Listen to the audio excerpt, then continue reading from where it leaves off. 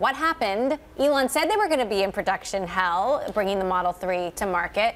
But now, as many suspected, they're not going to make it. Yeah, it sounds like hell is ongoing. We know that Elon was camping at the gigafactory, and in the letter to shareholders released today, it sounds like they're having a lot of problems at the gigafactory. So it seems like they're still playing whack-a-mole, figuring out what these production problems are.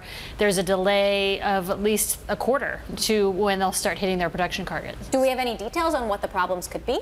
Yeah, they said that they're having challenges with their battery pack assembly, which is at the gigafactory, and that as they ramp up production, things may shift. So it's not the most confidence-inspiring shareholder letter in terms of production. What about when it comes to cash burn? Record cash burn. Not unsurprising because they're ramping up this car, but they're going to continue to have cash needs as they grow as a company. And then we've also been talking about layoffs. Yeah, the fact that they laid en masse.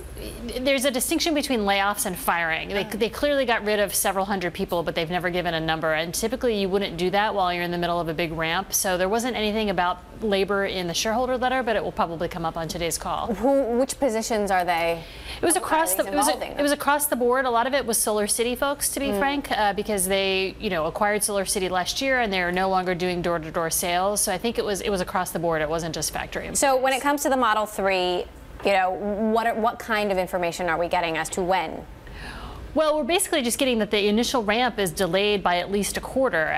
They originally wanted to make 5,000 cars a week by the end of this year. Now they're saying that'll be late for the first quarter of 2018. So if you ordered a Model 3, you are going to be waiting for it even longer. And that's dicey for Tesla because a lot of people are not going to want to wait forever. I mean, there's still tons of reservations, but, eventually you're going to need to drive a car. Now, we know Elon Musk is audacious and has always been, but why push it? Why push the schedule if indeed it is going to be so difficult to meet? I think he's just, he has big ambitions and he wants to solve this challenge of climate change in a hurry. And this whole sort of ramp up of the Model 3 was pushed forward because demand was so strong. But now you have the opposite problem where there's lots of demand, but they haven't been able to make the car yet.